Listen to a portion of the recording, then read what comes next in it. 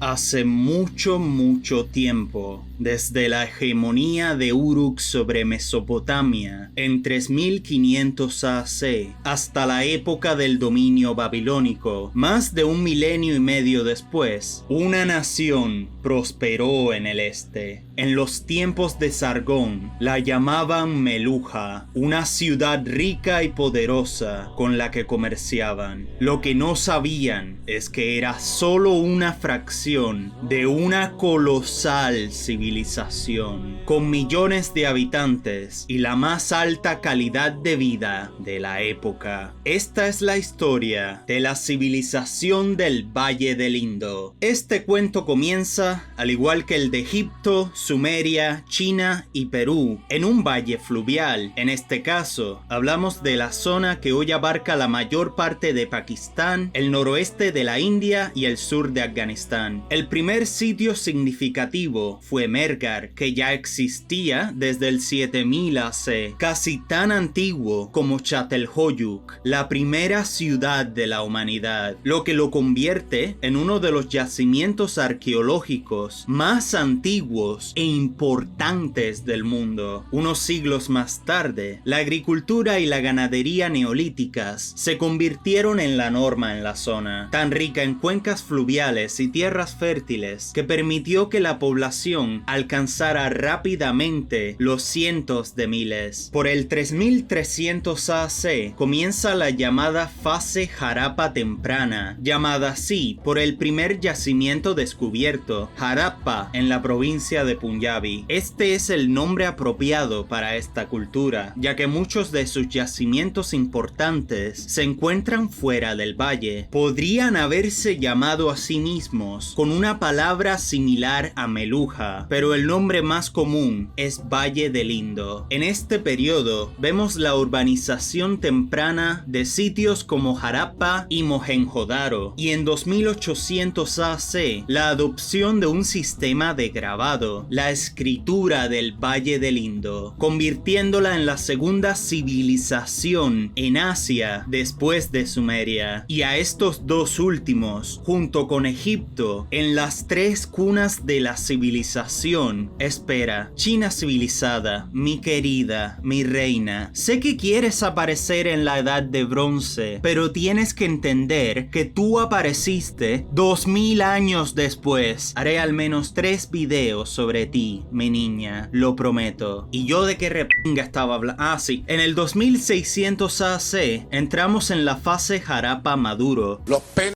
Perdón. Sí, se llama así. ¿Qué quieres que haga? Es entonces cuando esta civilización se volvió bien hardcore. Dame un segundo. Casas de 2 pisos con sistemas de drenaje y pozos de agua, edificios alineados en cuadrícula para permitir que el flujo de aire refresque la ciudad, normalización del uso de ropa de algodón para contrarrestar el calor, sellos de estampillas. ¿Por qué te veo en todos los lugares que comercian con Sumer? Ah, se lo copiaron. Tiene sentido. Sistemas de alcantarillado organizados, baños públicos, ladrillos estandarizados, comercio organizado y escrito, ocupaciones especializadas. ¿Acaso necesito seguir? Para que se hagan una idea de lo avanzados que estaban, esto fue en el tiempo en que se construyeron las pirámides de Giza. Diego, ¿no te cansas de poner esa cinemática cada vez que menciono a las pirámides? Porque yo tampoco, me encanta esa cinemática. Y este nivel de organización urbana y social no lo alcanzaría ninguna otra cultura hasta más de 2000 años después, en Roma.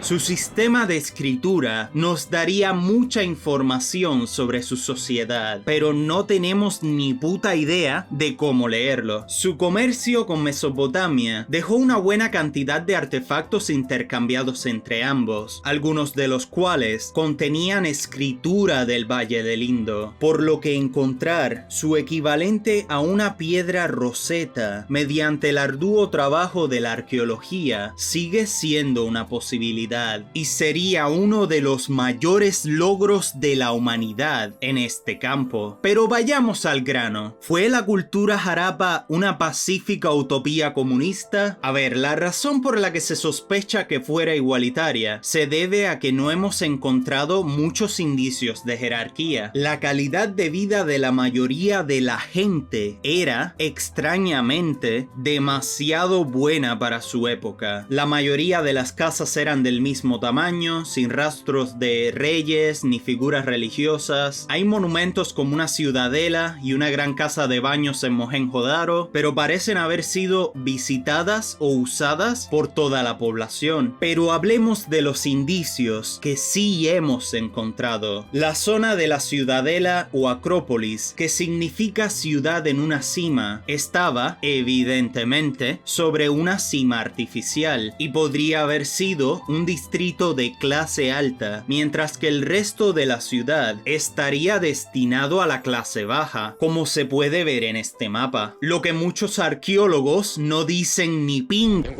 es que los edificios de la Acrópolis eran claramente más grandes que los de fuera, probablemente para personas que disponían de más recursos, y parece lógico que algunos de los edificios funcionara como sede gubernamental, ya fuera para un rey o para un sacerdote líder, ya que el nivel de organización y la aparente centralización del gobierno de la civilización hacen improbable que no fuera así. Los sellos de estampillas implican la existencia de comercio que debía confirmarse o autorizarse con ellos, además de la evidencia de comercio interno de la población, lo que no sé tú, pero a mí me parece un libre mercado. Y sus exportaciones de joyas son bien sus, como dice la chaviza. ¿En serio crees que todo el mundo podía permitírselas? Y también estaba este tipo, y puede que digas, espera, eso es un rey o un sacerdote, ¿verdad? Bueno, ni idea. No, en serio, no hay absolutamente ningún contexto sobre este tipo, pero si le hicieron una estatua tan detallada, probablemente era importante. Me recuerda a Sargón, pero hoy en día todo me recuerda a Sargón. No me pregunten qué tan a menudo pienso en el Imperio Acadio. La respuesta te aterrorizaría. Sí, pero ¿eran comunistas o no? No, probablemente solo eran una sociedad primitiva básica, no muy diferente de Sumeria o Egipto, donde la mayoría de la población era de la misma clase social, sí, y trabajaba la semana entera por un salario, pero también había una clase alta. Se cree que eran pacíficos debido a la escasez de herramientas que fueran armas obvias. ¿Pero acaso eso significa algo en lo absoluto? Papi, estamos hablando del sudeste asiático, la cuna de las más letales artes marciales a mano limpia que la humanidad ha creado. Así que los criminales y asaltantes seguro habrían probado la emblemática ensalada de pingazos de la casa. Bromas aparte, había 1.000.000 de herramientas como hachas y martillos que, aunque hoy en día no nos parezcan bélicos, podrían haber sido su elección habitual para la guerra. Así que no creo que fueran necesariamente muy pacíficos. Y me pregunto cómo transmitían reglas, leyes y conocimientos. Aunque no podemos leer absolutamente nada, sí aparecen indicios de religión, como el grabado de una figura en postura de yoga, posiblemente un dios, entendida por muchos profesionales como una interpretación temprana del dios Rudra de la época rigvédica, quien reencarnaría en la Edad de Hierro como Shiva, el dios hindú de tanto la destrucción como la creación, y también de bailar, porque, ¿por qué no? Sus ropas de algodón eran de una belleza innegable, y no solo tenían la función de mantenerlos frescos, sino también de protegerlos del sol, lo cual es muy útil, porque no sé qué tan hostil era el sol allí, pero de donde yo vengo hace unos 30 y pico grados en verano, y la luz del sol es tan violenta que te desintegra progresivamente, y estamos hablando de una zona donde la temperatura media en verano superaba los 30 grados Celsius, que junto con Egipto con al menos 35 y Sumeria en Irak con hasta 40 grados nos demuestra que las tres primeras grandes civilizaciones no esperaron las condiciones ideales para dar sus grandes pasos para la humanidad. Esto es filosóficamente profundo. Si quieres lograr algo en la vida, deja de esperar que el mundo te dé cosas, sin tú lograrlo con tus propias manos. Do it! En condiciones desfavorables. Do it! Estando en un mal lugar mentalmente. Hazlo con miedo, hazlo con dolor.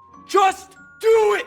En fin, suficiente filosofía. Volvamos a la historia. Do it! Y aquí está el Handel, que seguro ya se aburrieron de escucharme a mí. Entre 2600 y 2200 a.C., la llamada Edad de Oro de la civilización Harappa alcanzaría hasta 1,3 millones de kilómetros cuadrados. Si consideramos que un país como Alemania es grande, bueno, la civilización del Valle del Indo era más de 3 veces el tamaño de Alemania. Mirando un mapa 2D estándar, podrías pensar que es imposible, hasta que te das cuenta de que el mapa 2D es una puta mierda y que Europa es solo una pequeña península en comparación con el resto de Eurasia. En total, se han encontrado más de 2000 yacimientos de Harappa, la mayoría en zonas rurales, no urbanas. No es de extrañar que la civilización tuviera entre 1 y 6 millones de habitantes. ¿Y cómo sabemos que todos eran de Harappa? Bueno, estamos hablando de un estilo similar de cerámica negra y roja, objetos de terracota, estilos de arte y pintura, y por último, pero no menos importante, ladrillos estandarizados. Aunque no son iguales en todas las partes, definitivamente son el mismo estilo. También está la datación por carbono, que, aunque sé que no es exacta, podemos diferenciar más o menos fácilmente si pertenece al 3 o al segundo milenio antes de Cristo, en lugar de la edad de hierro de la India, 1500 años después. Bueno banda, ese fue Handel. Les recomiendo revisar su canal, que es de historia con un toque filosófico, y diría que te hace pensar bastante en lugar de simplemente soltarte la información como algún otro youtuber. Aunque hay mucho que no sabemos sobre ellos, teniendo en cuenta todo esto, creo que no sería una locura decir que de lo que hemos hablado hoy era un imperio, pero definitivamente un estado más grande que el antiguo reino de Egipto y Mesopotamia. Cuando llegó el 2200 AC y una gran sequía azotó Egipto y el imperio acadio, la tierra de Maluja parecía estar perfectamente bien, lo cual puede tener dos interpretaciones. O los Harappa tenían tal poder económico que una enorme sequía no fue lo suficientemente fuerte como para causar su declive, o la sequía en sí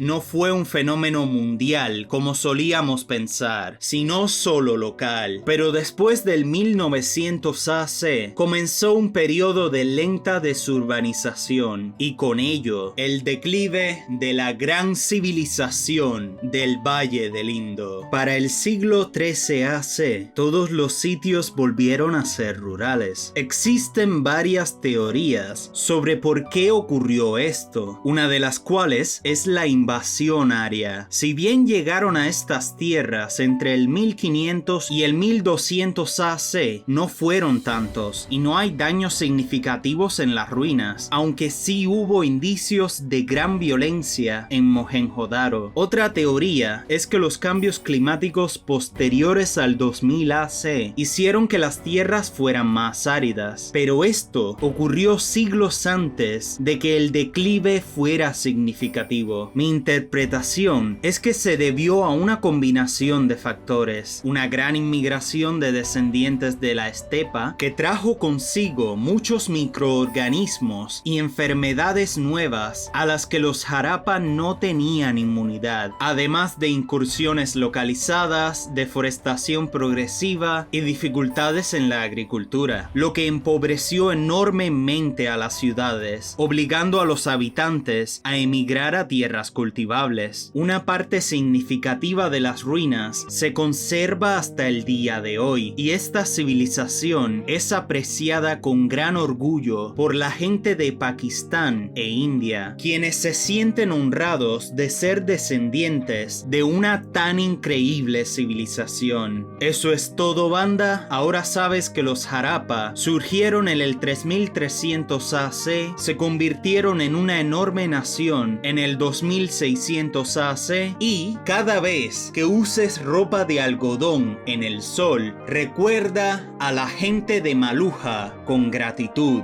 ¡Show!